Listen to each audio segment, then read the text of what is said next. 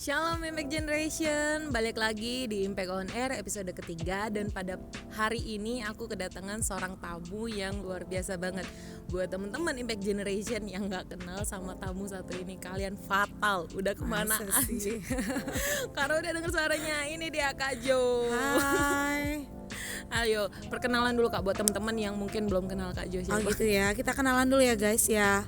Oke, nama aku Yunita Susanti ya nama panjangnya. Cuman lebih dikenalnya sih katanya Jojo gitu aja. Singkat, jelas dan padat. Iya, aku kurang terbiasa manggil Kak Yunita. Aku tanya aneh ya. Kak Jojo gitu.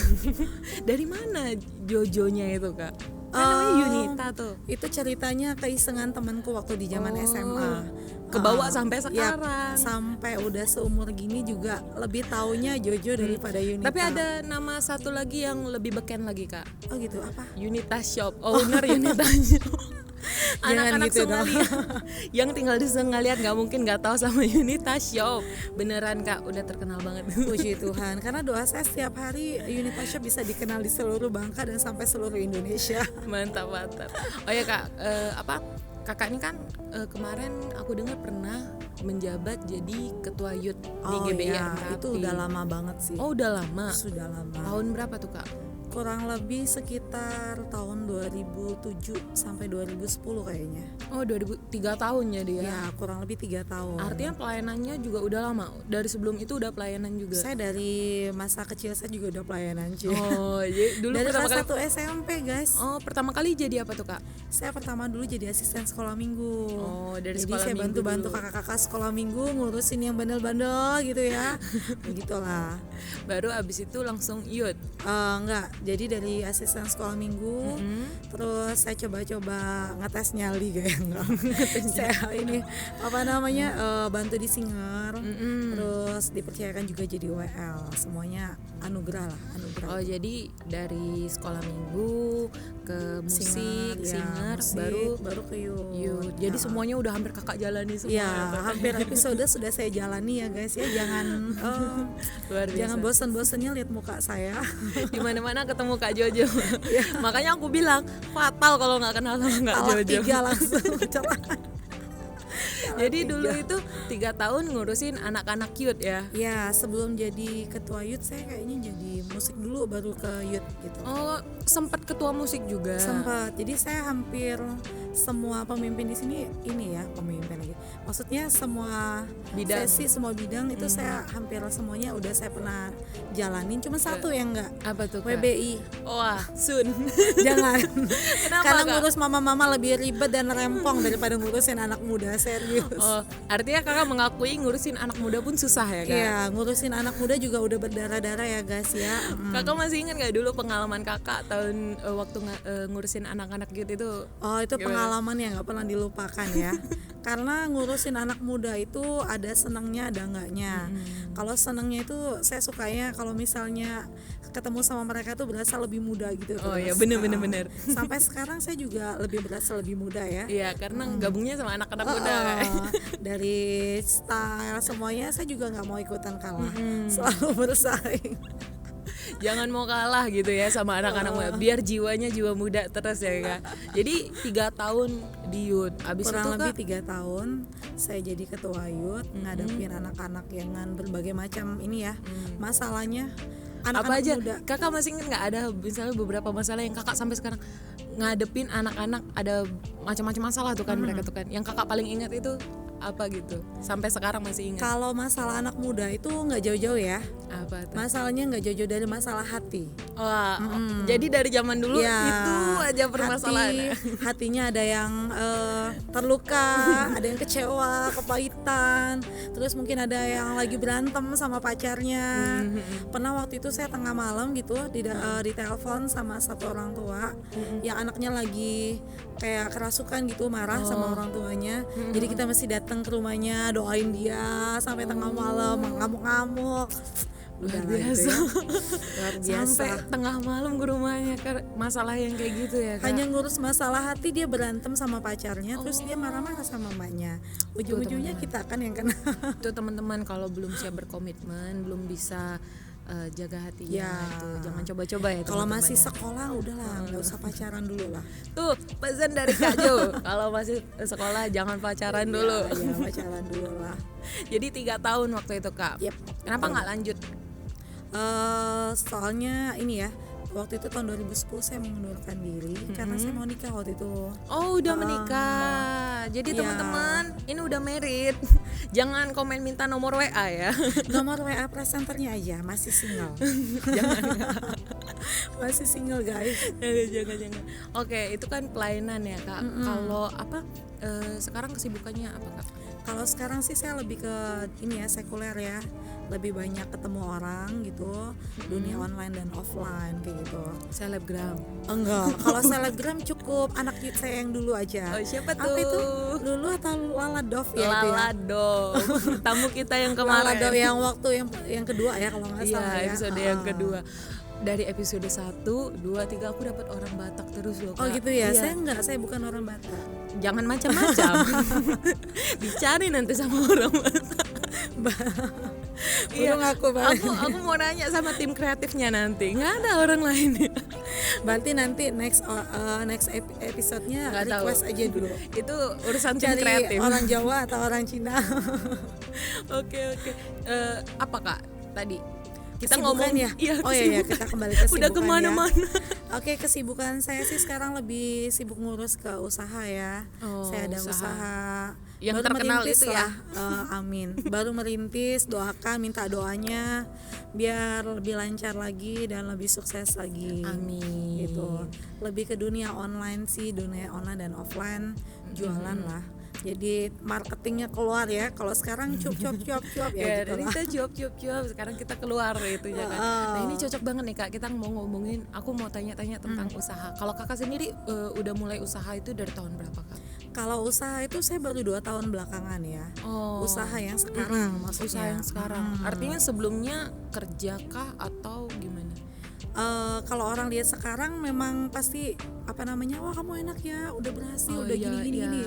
Nah jangan lihat yang sekarangnya Kak, tapi lihat prosesnya waktu saya mau menuju ke sekarang kayak gitu. Oh, iya. Jadi sebelum saya buka usaha itu saya pertama kali itu dulu masih kerja.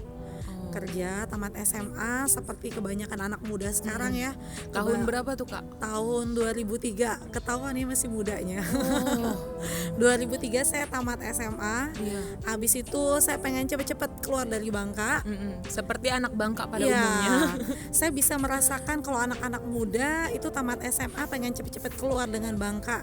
Ya, karena saya dulu juga di posisi seperti itu guys, muak dengan Bangka. Karena kan udah selama hidupnya di Bangka terus ya Iya. pengen explore keluar. Nah, jadi ngerasa kayak muak, udah bosen di Bangka gitu kan. Iya. Pikiran kita di luar itu lebih wow, lebih Iya. menjanjikan. Bener. Ternyata semua itu nggak seperti yang kita bayangkan dan pikirkan. Kenapa tuh Kak? Kakak kemana waktu itu? Oh gitu. Saya Kalau boleh tahu aku pengen denger cerita. itu cerita yang sedih ya dalam hidup saya dan nggak bakalan saya lupakan di Perlu dalam tisu hidup. nggak? Aku perlu siapin tisu. Kayak saya butuh banyak tisu. Pakai baju aja. Jadi buat teman-teman yang menyaksikan ini jangan sampai nangis. Cukup saya yang merasakan, jangan kalian. Oke. Jangan kalian. Oke, waktu itu saya sempat pergi merantau ke Palembang dengan tujuan saya pengen kuliah. Waktu itu saya coba ikut ini apa namanya, jalur dulu masih jalur apa ya, aku udah lupa loh. Untuk tes masuk perguruan tinggi negeri. Sebelum SBMPTN aku ada dengar Nah, tapi kurang itu lebih udah seperti lama itulah banget. ya. Bentar Kak, ini kan tadi kita ngomongin cerita. Kita udah disediain tisu nih Kak. Oh gitu ya. Oh. Kak, makasih. takut sedih Kak. Oh gitu ya. Jangan-jangan kamu yang menangis dengerin kisah aku yang sedih. Terseduh-seduh. Ya lanjut Kak tadi. Jadi waktu itu saya tujuan awalnya sih udah perpisahan gitu ya sama teman-teman, anak IUT udah nangis, pada bilang hati-hati ya di sana, baik-baik ya, pergaulannya gini gitu Iya. kan. Dengan pikiran oh jadi mahasiswi ini bakal kayak gini. Ternyata di luar Ekspektasi ya, di luar ekspektasi saya nggak lulus, saya nggak ada masuk ke perguruan tinggi negeri yang saya inginkan.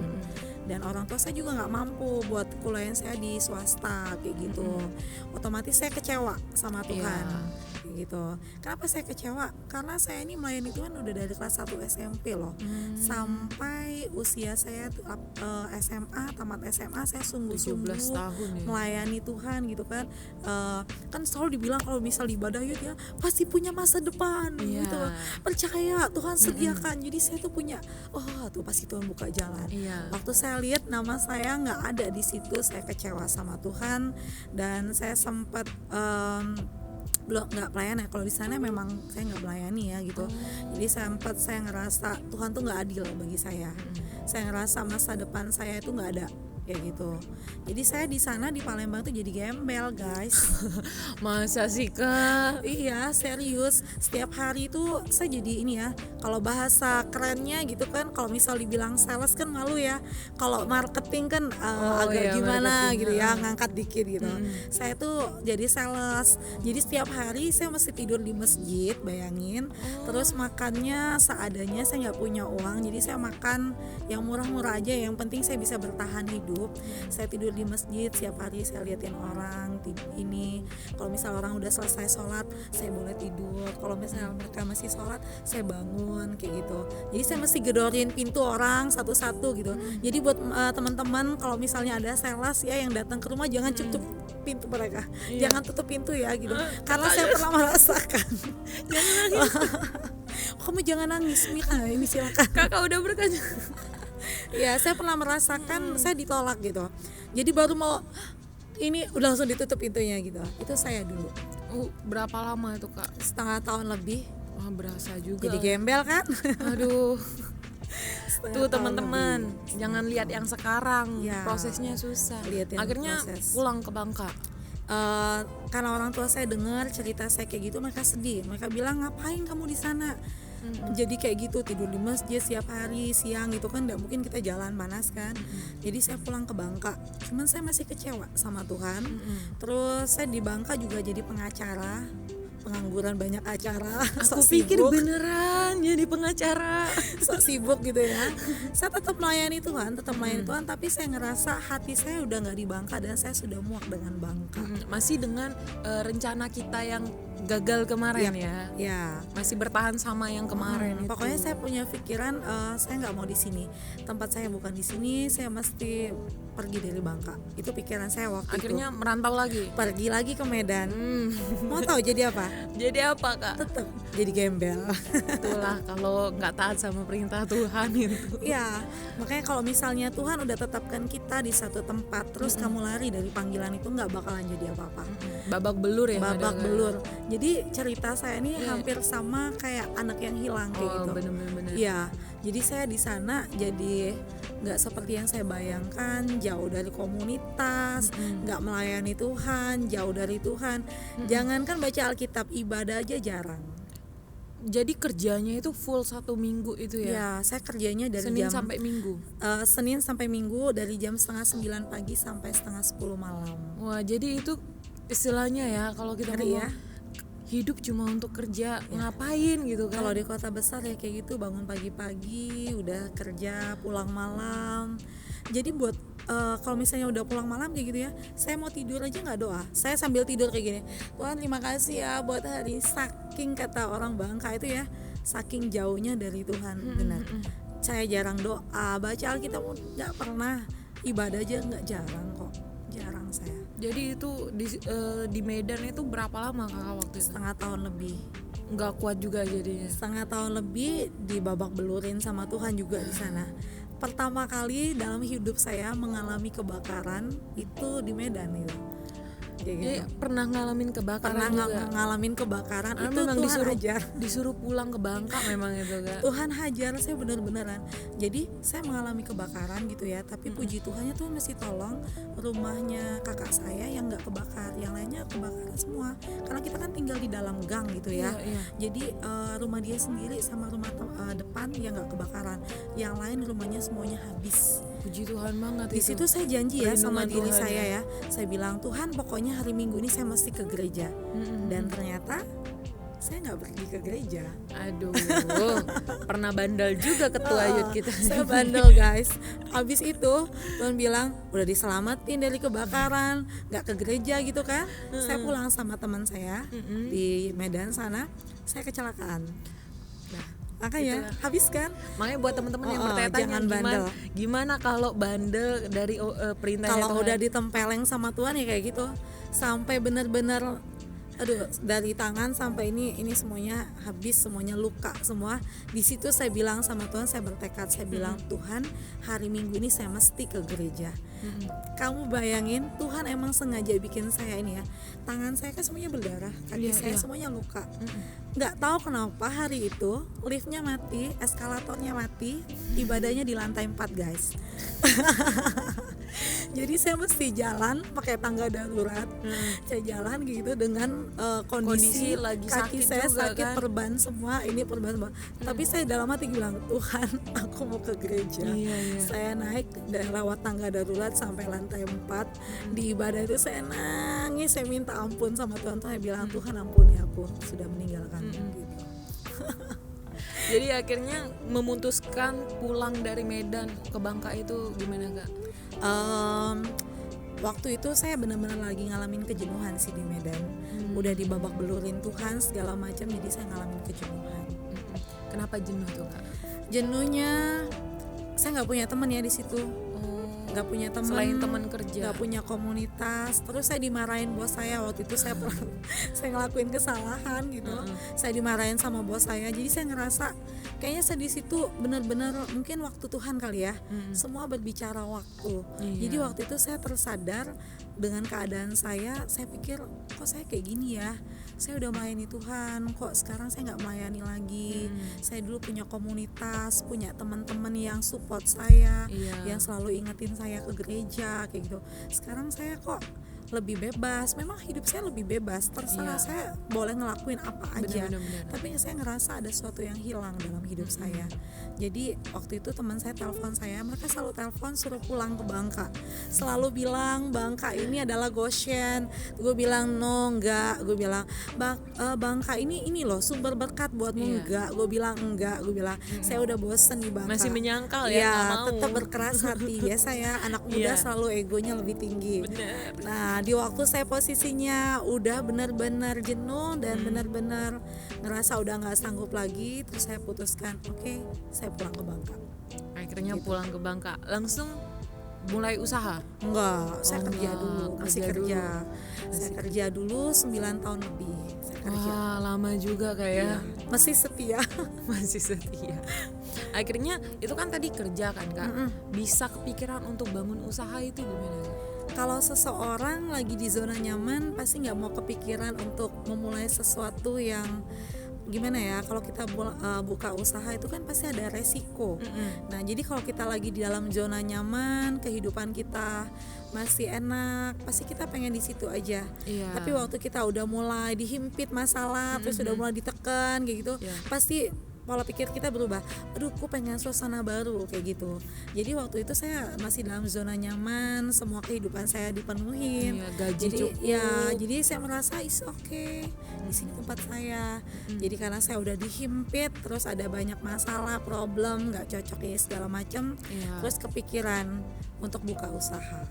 Oh gitu. Itu tahun berapa baru mulai kepikiran buka usaha? Kepikiran buka usahanya 2014. Oh, 6 tahun yang lalu ya, Kak ya. kurang lebih 6 tahun yang lalu. Itu waktu itu mulai usaha apa dulu nih?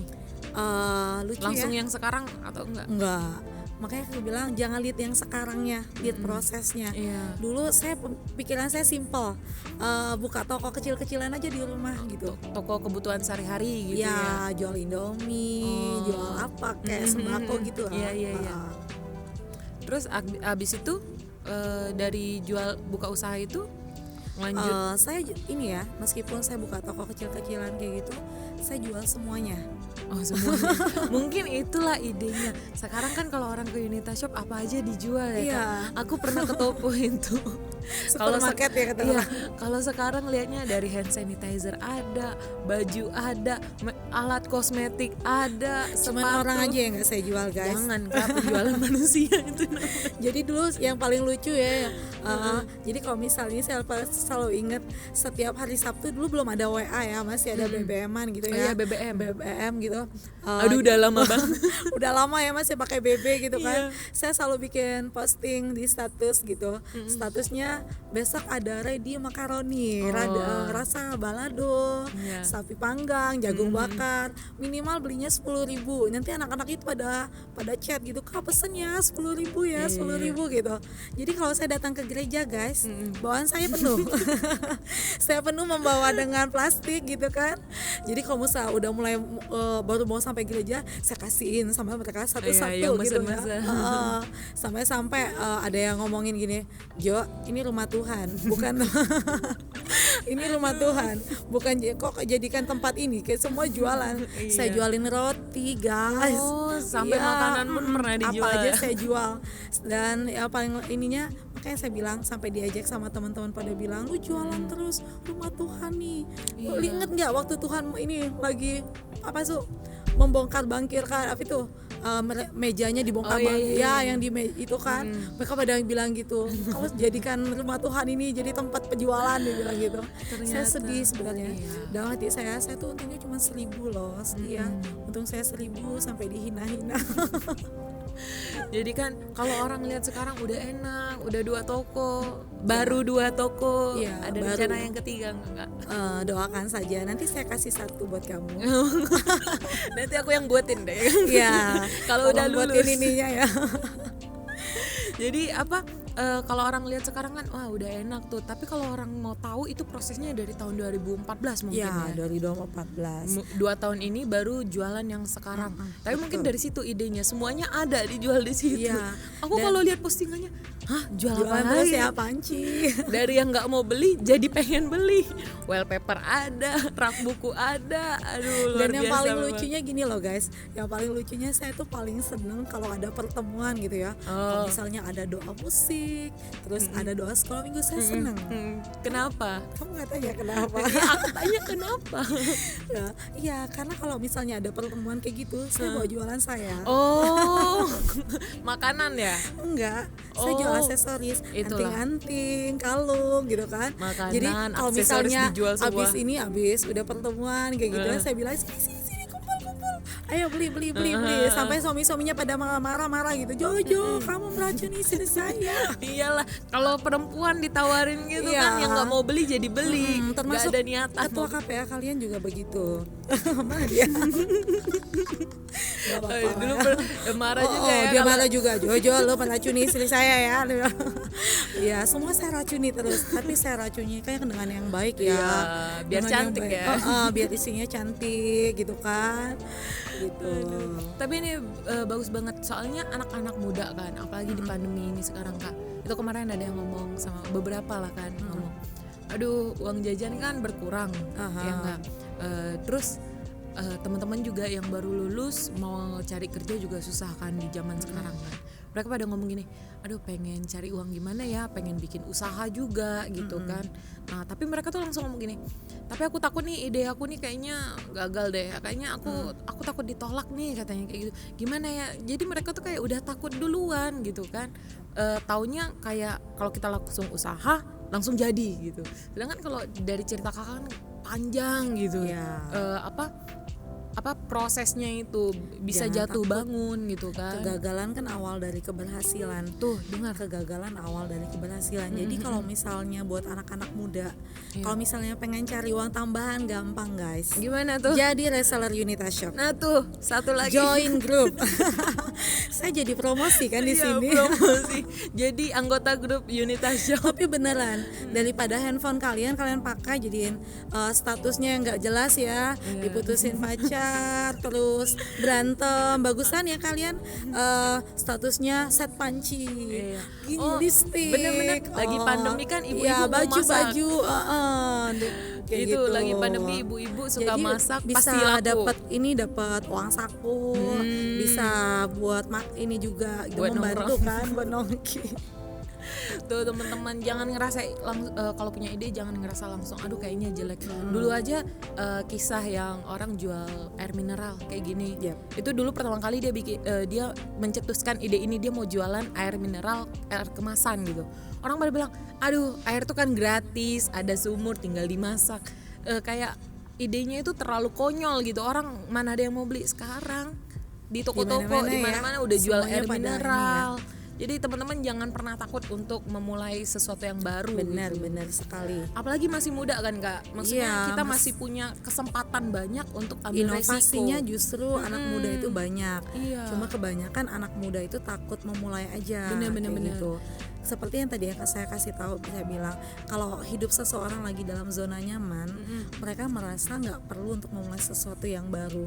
Tapi ketika mereka mempunyai masalah, mungkin terhimpit ekonomi, terus mereka merasa posisi mereka itu udah nggak nyaman lagi, mereka baru kepikiran sebenarnya kalau misalnya kita mau dan ini pasti bisa kok. Orang dunia aja bisa. Iya benar. Apalagi anak Tuhan ya. Iya, saya tuh just share aja ya pengalaman. Waktu saya kemarin berangkat ke Jakarta gitu, saya ketemu sama bos saya yang supply saya sekarang gitu ya barangnya. Saya ketemu, kalian tahu nggak? Yang jadi bosnya itu umurnya berapa? Berapa Kak? Masih muda-muda guys, serius. Umurnya baru 21 tahun, ada yang 20-an tahun ya, belum nikah. Terus ada juga yang masih keluarga muda kayak gitu. Tapi usahanya, buset. Rumahnya udah gedong, mobilnya udah capek ngitungnya ya. Itu pasti awalnya sampai gue bilang gini, Bu, masih muda. Gue kalah guys, kalah cepet daripada dia. Bener. Makanya kalau masih muda itu jangan takut ambil resiko. Maksudnya berani. Waktu kita udah sampai di waktunya kita bener-bener nggak bisa, bukan nggak mau ambil resiko ya, nggak bisa ambil resiko, yang ada kita nyesel. Mungkin kan kalau kita udah lumayan dewasa, kita mungkin banyak pertimbangannya, kalau aku lakuin ini banyak pertimbangan yang lain-lain. Ini mumpung masih muda, kalau kata orang nothing tulus, nggak ada penyesalan gitu kan, lakuin aja dulu. Jangan gitu. kayak saya, pokoknya jangan kayak saya. Jangan lari dari panggilan, muter-muter, ujung-ujungnya kelamaan. Makanya kalau misalnya kalian pengen buka usaha, pengen buat sesuatu yang baru, breakthrough, udah jalan aja. Yang penting jangan lupa libatkan Tuhan. Nah benar. Itu yang paling penting. Jadi nggak takut gitu kan. Tuhan. Ada juga orang yang kepedean gitu ya. Mereka merasa saya punya uang, saya punya modal, saya punya semuanya, is okay, ya udah jalan aja. Dan ternyata berapa bulan tutup gitu. Banyak kan usaha yang baru beberapa bulan. Jangan kayak gitu juga. Jadi kita mesti pakai hikmat juga, libatkan Tuhan, doa juga sama karena Tuhan. Kalau terlalu pede kan namanya juga terlalu pede. Yang terlalu itu kan nggak baik kan. Terlalu kayak kata Bang Roma ya. Makanya yang pertama andalkan Tuhan. Jadi kalau kita udah andalkan Tuhan, kalau kita ngelangkah pun kita nggak takut gitu ya. Betul. Tapi sekali lagi pakai hikmat. Dan jangan takut lah ambil resiko untuk anak-anak muda gitu kan. Kita masih muda, masih banyak waktu lah untuk kita. Bener. Kakak ada pesan nggak buat anak-anak muda deh yang mungkin baru mau mulai usaha? Kalau misal buat anak-anak muda ya yang ada di tempat ini, saya ngerasa kayak gini loh. Saya ada sekarang itu semuanya pertama kali karena Tuhan. Benar.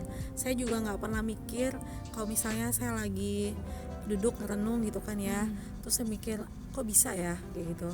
Semua karena Tuhan, benar. Semua karena Tuhan, dan saya percaya kalau bukan Tuhan saya nggak mungkin ada seperti ini. Jadi buat semua anak-anak muda dimanapun kalian berada, mesti setia beribadah, setia melayani Tuhan. Saya ikut ibadah youth itu dari kelas 1 SMP sampai umur 33 tahun. Iya, ini kakak 33 tahun guys. Saya selalu bilang ya sama anak youth saya, kalian mesti datang setia ibadah youth. Mesti datang setia, jangan pergi jalan-jalan sama pacar nggak absen dulu ya ibadah youth. Terus ada yang ulang karena tahun kan malam mingguan absen kan. ya. Kalau saya lebih ini, saya selalu ingat di Matius 6 ayat 33. Tapi carilah dahulu kerajaan Allah dan kebenarannya, maka semuanya akan ditambahkan kepadamu. Jadi sampai saya udah nikah, waktu suami saya jadi ketua youth waktu itu, kita ada yang undang gitu, acara nikah gitu, kita nggak pergi loh. Saking ininya sama enggak lah, kayaknya gue lebih mikirin anak youth daripada Iya. pergi sama teman-teman. Mereka pada ngajakin nongki enggak, no, gue bilang.